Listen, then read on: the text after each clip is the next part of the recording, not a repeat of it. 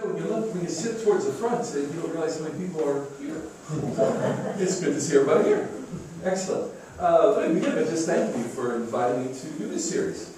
It's been a few years since I sort of delved into looking at evidences and that sort of thing, and I enjoy it. And so it's good to be back in the books. And so I very much enjoyed that.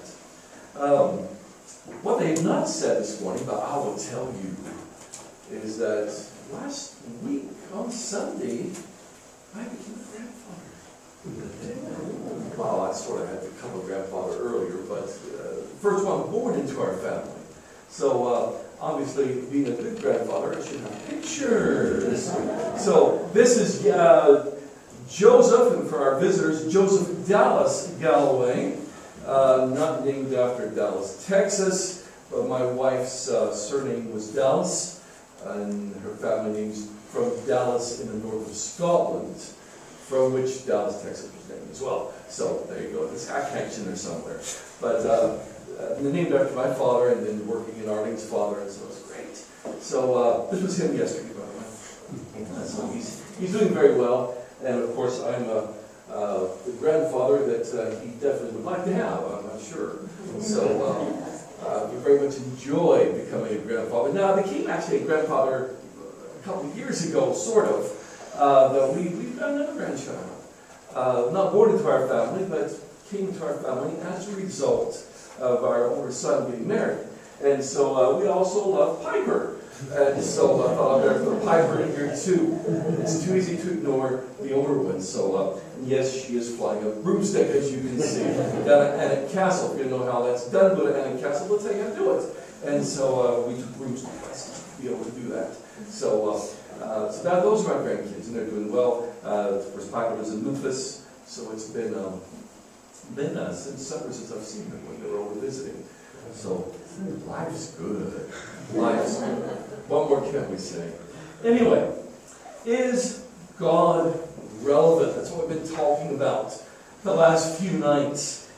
But when Bill emailed me the topic, talking to Nick and talking to email, of course, responding to Bill, I thought, there needs to be one more lesson. Is God relevant for Christians? Now, you might be thinking, that's obvious, isn't it? After all, we're the ones who organized this series. Surely God's relevant. But even though we may believe in God, and we're here this morning, we're worshiping God, is He relevant in our lives as Christians? We use this quote on Friday night by Christoph Friedrich Blumhardt. Nobody gets very excited if you say God. That's one of the most boring things in the world. When a rabbit jumps up in a field, everybody calls out, "A rabbit!" and shows a certain interest. But for most people, God is irrelevant. He is dead. That's sort of got me thinking as well. I got an email, by the way, on Thursday night. When I checked the email, and I thought, that's really quite good. It's from Powell company that do all sorts of religious sort of things. And this was one of their articles on Thursday. And I thought, that is relevant to what we're talking about. Oh, it's mentioned on Friday night. That's from a sermon that Blumhardt gave on the 25th of August in 1898. So that was over 100 years ago that he said that. So what I want to do this morning is turn our attention to one of the Psalms. I want to go to Psalm 19. We used part of it in our lesson on Friday as we consider the universe. So we'll start there and at least just read the things that we saw on Friday night. Psalm 19 starts off, "The heavens declare the glory of God. The skies proclaim the work of His hands. Day after day they pour forth speech. Night after night they reveal knowledge. They have no speech. They use no words. No sound is heard from them. Yet their voice goes out into all the earth. Their words to the end of the world. In the heavens God has pitched a tent for the sun. It is like a bridegroom coming out of his chamber, like a champion rejoicing to run his course. It rises at one end of the heavens and makes its circuit to the other. Nothing is deprived of its warmth. Although we might say Scotland sometimes is. But it's interesting, we had to open the windows this morning because it was really quite cold out.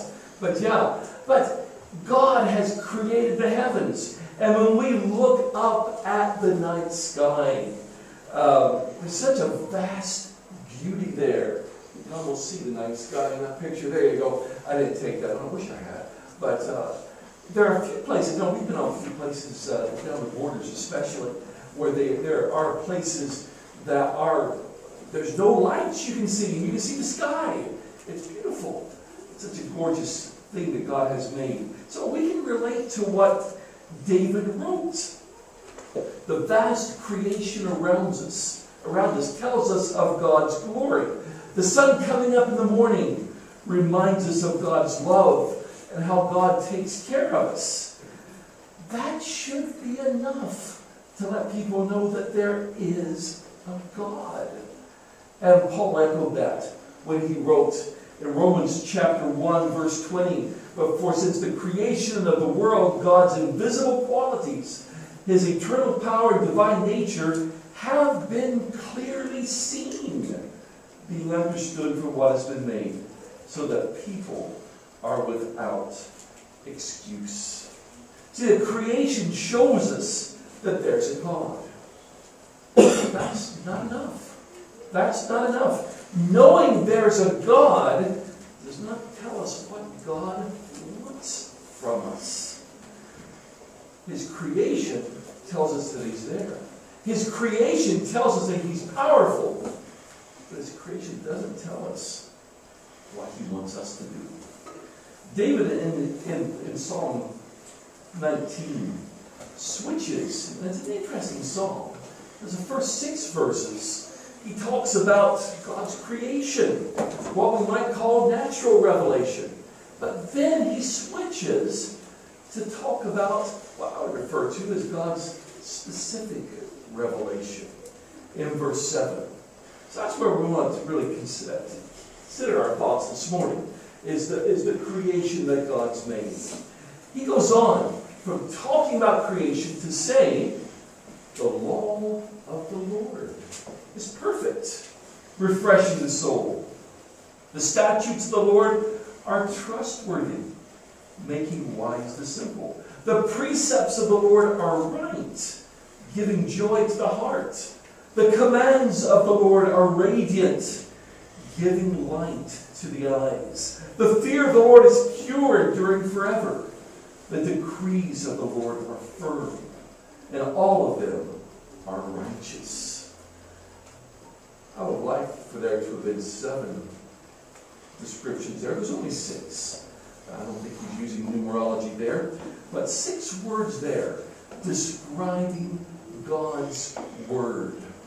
Law, statutes, precepts, commands, fear, decrees.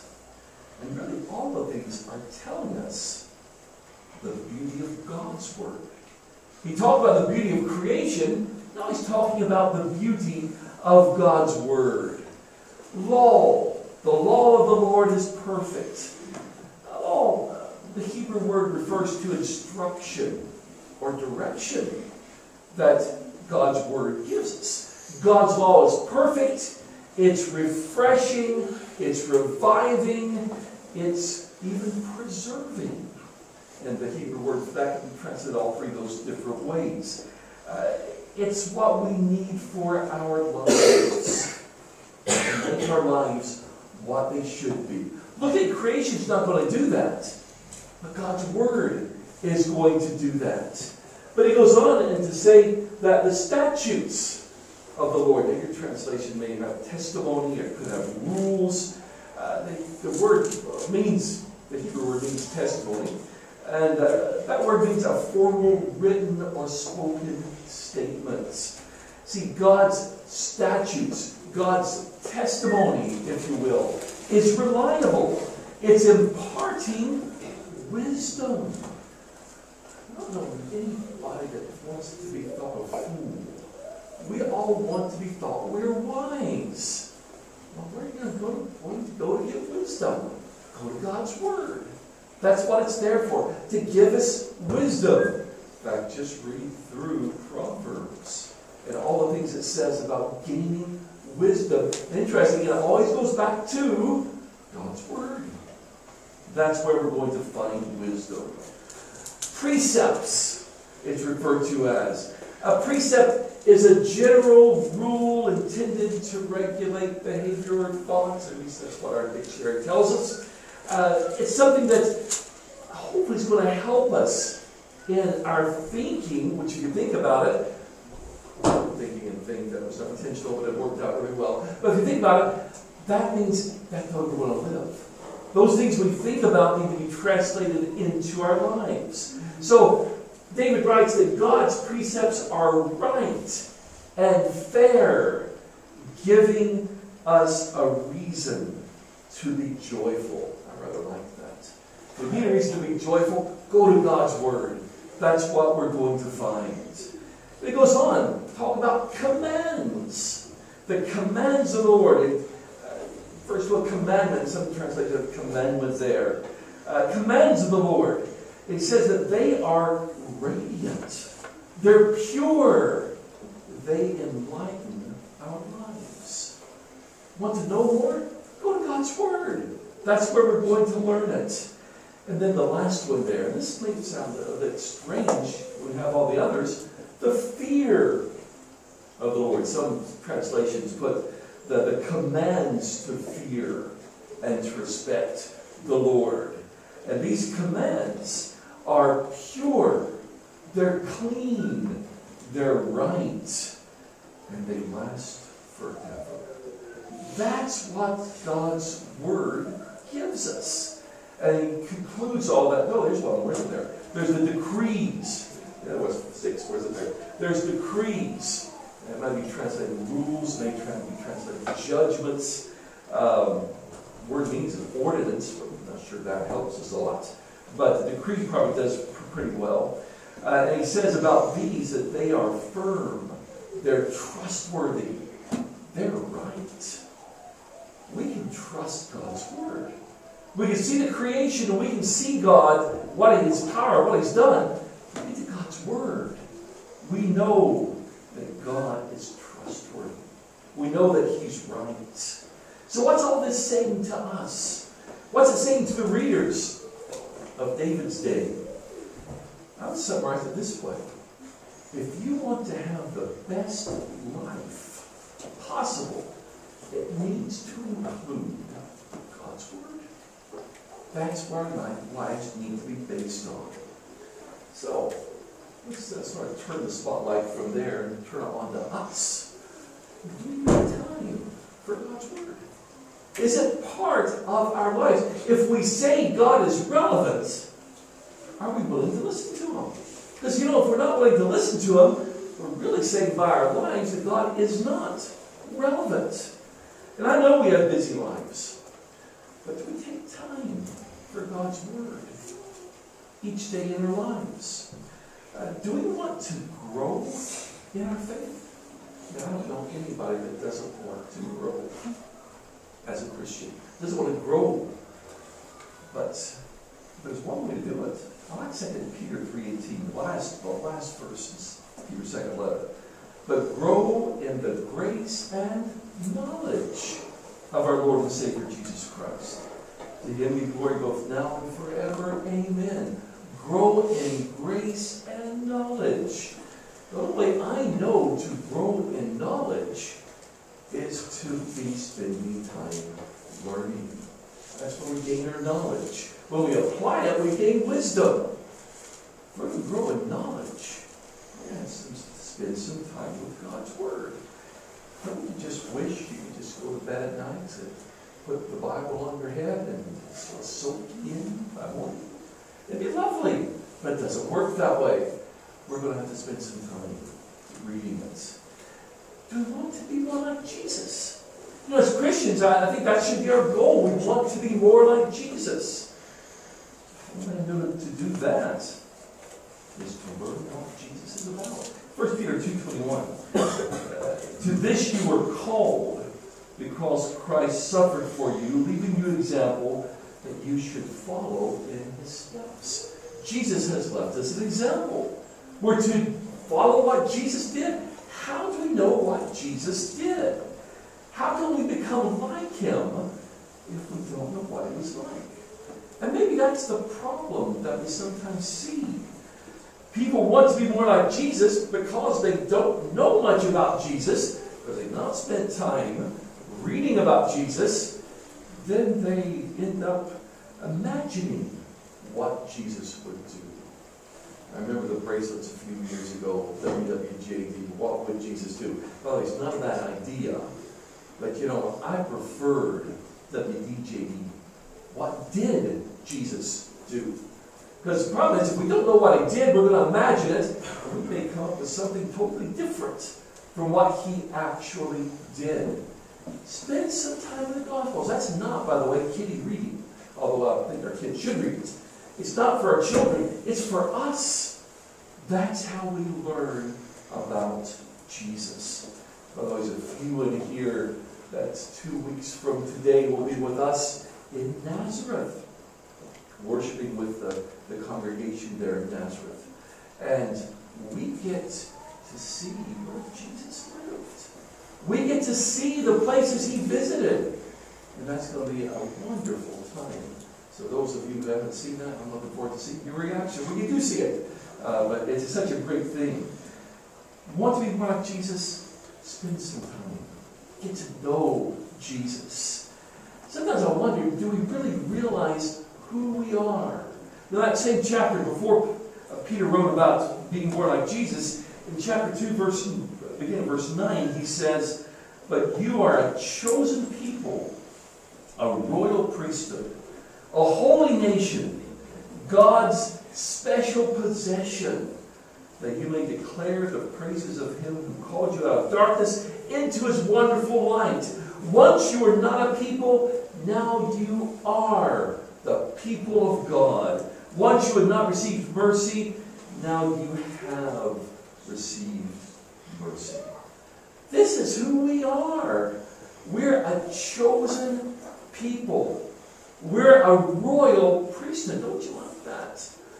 We're a holy nation. And we are special to God. But notice the reason why we are those things? It's so that we can declare the praises of him. Yes, creation does that. But we are to do that as well. How can we declare God's praises if we don't know him? If we don't know anything about him?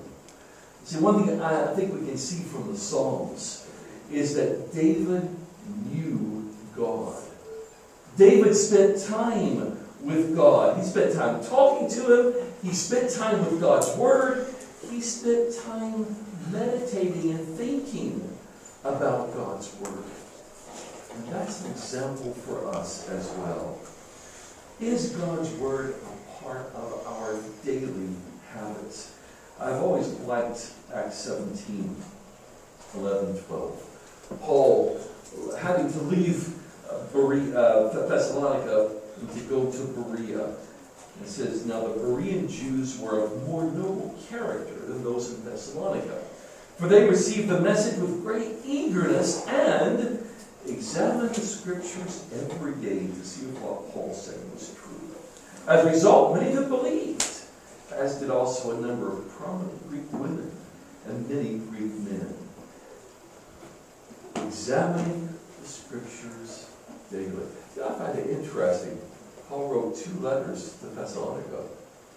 Berea doesn't seem to have got one. Maybe because they had what they needed. They were listening and they were studying. But if we want to grow in our faith and we want to influence the world around us, we're going to have to spend time with God's Word. That's going to be part of our lives as God's people, as the holy nation of God. Psalmist continues. We believe it's David. He continues talking about God's Word. just described it as those 6 things, the law and the testimony, and how great it is. He says they're more precious than gold, than much pure gold. They're sweeter than honey from the honeycomb. By them your servant is warned. In keeping them, there is great reward. God's word is precious. Don't you like that? In fact, he says, more precious than gold. We sing a song that we often, as the deer pants for the water, so my soul longs after you. And in verse 2, I think it's verse 2, I want you more than gold or silver. Only you can satisfy. And then I see Christians, when there's anything comes up that they can go to instead of coming to worship, that's where they go. I want you more than gold and silver. And sometimes I wonder, is that really being reflected in our lives? God's word is precious. God's word is, he says, it's sweet. I like that. Who doesn't like something sweet? God's word is sweet. It's something that we should at least desire. I don't know anybody who doesn't desire something sweet. Artie and I periodically are doing something called a Whole30 diet. We're doing it right now, by the way. But which means I have nothing sweet for a month. This is about week 3. Oh, that would taste so good. Because that's what we desire, isn't it? Something sweet. You see, that's what God's word should be for us. It's sweet, as it really should be. But you know what? God's words are also a warning. The thing about a warning can be bitter, can it? You remember in Revelation 10 that John, this big angel, he's got a scroll in his hand, and he's told to go to the angel and ask for the scroll. And he does. And then he's told to eat it. Eat the scroll. Well, Ezekiel was going to eat a scroll too, wasn't he? And there's Jeremiah says, my words were sweet in my stomach, and all that. But John's told to eat it, and he does. And it says, Revelation 10:10, I took the little scroll from the angel's hand and ate it. It tasted as sweet as honey in my mouth. That's good stuff. But he said, when I've eaten it, my stomach turned sour. Yeah, what was the problem? Well, we think that was why he was going to continue prophesying. And it was very bitter, because he was prophesying a warning for those who reject God. And it was very bitter, because it's largely towards his own people. See, God's word contains warning, yes, but it also contains reward for those who keep it. It's sweet, and it should be sweet to us as well. I was thinking about that. I was thinking, are we willing to accept God's word? Do we listen to God's word to form our thoughts, to form our opinions about things? I think we live in a society, well, I know we've lived in a society that largely has rejected God's word. And it does seem worse now than it's ever been, although that may be because we are living now, we didn't live any other time, so we have really no point of comparison. But at least in my lifetime, it's worse, it seems, than it's ever been. And in recent years, it's been almost a constant attack on God's word. And I'm wondering, do we really listen to God's word to form our opinions? Where do we form our opinions? The BBC or the Bible? You know, where do we get our information to form it? Think about just a few things that are going on around us. Acceptance of sexual activity without marriage. In media, that's normal, isn't it? Is that normal for us? Do we just accept it? Or do we realize that God said something about that? That's been there. That's been there, especially since the 1960s at least. But God has something to say about that. What about the acceptance of abortion? I mean, that seems to be a huge thing now. maybe acceptance of abortion went along with sexual activity outside of marriage. It's interesting. They happen sort of 5 to 10 years apart. Interesting. What if we speak up against abortion? Well, there's a debate recently in Parliament about whether they're going to impose abortion on Northern Ireland, and the just said, yeah, we'll do that. My MP spoke up against it. I'm pleased to say I can have an MP that speaks up against things. Her name's Dr. Lisa Cameron. She's SNP, of all things. But she's known for her stance on moral issues. And because she opposed forcing abortion on Northern Ireland, she received an onslaught of hate mail. Hate articles in the media. Even articles suggesting that she should not be reselected as the candidate for our area. Because, after all, if you're a politician, you cannot not believe in abortion. Really? That's what she's told by her party, by many in her party. You can't do that. Well, I guess the first time I've ever written to an MP, I just sent her a note without her email address because she's an MP. Sent her a note. I've actually met her in the past, so she doesn't remember me. But just said, please, with what you're saying, keep standing up for what's right. And she sent me a really nice personal note back, which is really nice, and said that, yeah, it had been really hard because she was getting hate mail. And said that fortunately, when all this reached its peak and she was up for reselection, they decided, yeah, she could be reselected as our candidate for our area. So they don't let good old Americans vote yet, but you never know, it may happen someday. But so therefore, I don't get to vote for her, but I can at least support what she's done.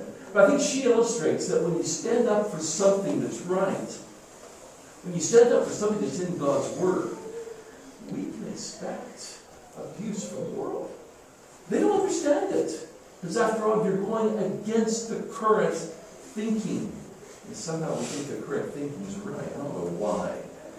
We need to support those who take a stand for God's Word. We need to take a stand for God's Word. What about acceptance of the homosexual lifestyle and the homosexual marriage? I first started teaching about moral issues back in 1994. That point, homosexual lifestyle was not accepted. A lot's changed in the last 25 years. To the point that it's not only accepted, it's now promoted in our schools. How did we get here? By not going to God's Word. By being influenced by the media. I hate homosexuals. Absolutely not. But I don't approve of what they do because of what God's Word says. I don't believe in discriminating against anybody, including homosexuals. But when I introduce myself, I don't say, hello, I'm John, I'm a heterosexual. We never think about doing that. But somehow, sexuality is becoming who we are. I find that strange. Maybe I'm showing my age. At least the grays and the beard. But yeah, I find that strange. Of course, the latest, accepting transgender things. I mean, that is an incredible one. I find that still almost unbelievable. I read in the last few weeks that they're wanting to introduce into Scottish law that when a baby's born, the birth certificate won't say male or female. That the child can decide what they want to be later on. I thought, really? Really? See, being male or female is not a matter of choice or orientation. It's a matter of science, of all things. And by sort of that background, that just does not make any sense whatsoever. I'm still waiting. I was waiting when that first came out a year or so back to find the first person who says, well, I'm female, I'm oriented as female, to be put in a female prison and to run riot in there. And it's been done. Raping women in prison. Because he said he figured out the system, didn't he? And just took advantage of it. I'm now waiting for the first man who wants to become a woman. And then who's he going to sue when he can't have a baby? I'm waiting on that one. But it's a matter of science. It's not a matter of anything else. This is being promoted and pushed by the media and politicians. Right now, it doesn't seem the majority of the public is accepting it very well. I think we understand there's a difference between a male and a female. Question for us, there's a lot more things I could have brought up, but those are ones that came to my mind. Are we willing to accept God's word on these and other topics? God's word is sweet, but it can be sour in our stomach when it affects those we love. If God is relevant, though, we don't change God's word. We allow God's word to influence us. Remember what Jesus said, talking to the Pharisees, Matthew 19. Haven't you read, he replied, that at the beginning the Creator made them male and female, and said, for this reason a man will leave his father and mother and be united to his wife, and the two will become one flesh. So they're no longer two, but one flesh. Therefore what God has joined together, let no one separate. What would Jesus say about all these things? I think we know. If you remember John chapter 8, the woman caught in the very act of adultery. And after writing on the ground that everybody eventually leaves, it says in verse 10, Jesus straightened up and asked her, woman, where are they? Has no one condemned you? No one, sir, she said. Then neither do I condemn you, Jesus declared. Go now and leave your life of sin. Some translations go and sin no more. Yes, she'd sinned. Stop doing it. That's all Jesus would say. Stop doing it. Sin no more. And that's where we need to be. But anyway, let's finish up Psalm 19. It goes on to say 12 and 13. But who can discern their own errors? Don't you like that verse following just what we've been reading, talking about? Who can discern their own errors? Forgive my hidden faults. Keep your servant also from willful sins. May they not rule over me. Then I will be blameless, innocent of great transgressions. See, God's word tells us how we should live and what we shouldn't do. We need forgiveness when we sin. And thank goodness, God's mercy, God's love is there. By knowing what sin is, we learn that from God's word. By knowing what sin is, it should help us from deliberately, not from, but from deliberately getting involved in it. Now, we know what sin is. We don't want sin to rule over us. We want God to rule in our lives. And the psalmist says it's following God's word. It's when we do that we can be blameless in His sight. We need to follow God's word. But it goes back to, how can we follow it if we don't know it? We need to be spending time with God's word. God wants us to be faithful. That's what it's all about. That's what we need to be doing. On the Friday night, as we're driving in, my playlist on my iPod, I was doing a Cassie Brown's album. And one of the songs, just the lyric caught my attention. And it was this: to know you is to want to know more. Isn't that what it is for Christians? To know Jesus, to know God, is to want to know more. That should be our goal in life. Let's make God relevant. Is God relevant in our lives as Christians? Do you remember Mordecai? Back in the Old Testament, Esther's cousin, relative, whatever your translation says. Haman the horrible. He was honored. All the officials would bow down to him. But not Mordecai. Why? I love Mordecai's answer. Esther 3, verse 3. Then the royal officials of the king's gate asked Mordecai, why did you disobey the king's command? Day after day they spoke to him, but he refused to comply. Therefore they told Haman about it to see whether Mordecai's behavior would be tolerated. For he had told them he was a Jew. That's it. Don't you love it? Why don't you do it? How would you? I belong to God. That's what I'm saying. If we can only have the same response when we're pressured to go with the world against God's word. Why won't you do it? Just simply say, I'm a Christian. Do we need anything else? I'm a Christian. I belong to God. May God be relevant in our lives, in all that we do. And we'll close with the last verse.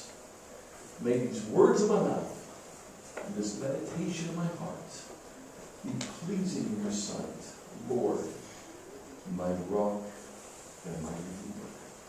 May the focus of our lives be to please God in everything we do and think.